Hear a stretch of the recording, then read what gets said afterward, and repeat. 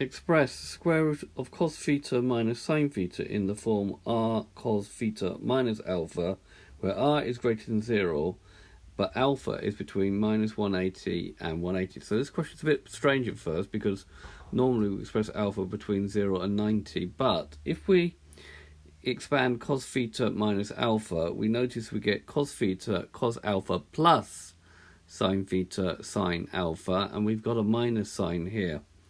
So if we compare that with our thing, we've got root 3 cos theta plus minus 1 sine theta in order to make it the same.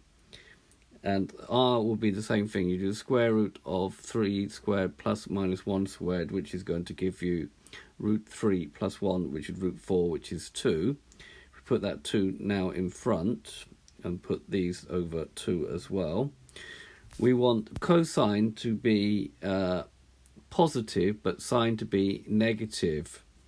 So where is the cosine positive? The positive here and here, but here sine is positive, sine is negative. So my angle that I want,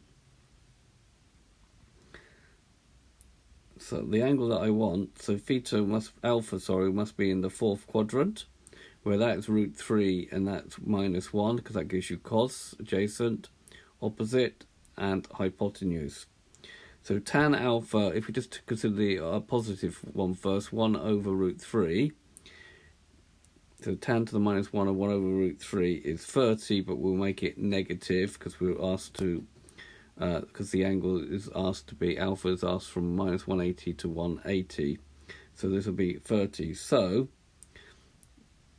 root 3 cos theta minus sine alpha will be equal to 2 cos theta minus 30 degrees, if we're going to write it like that.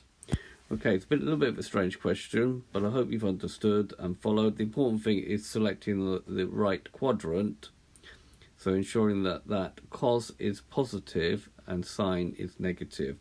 I hope you've understood, and I thank you very much for watching.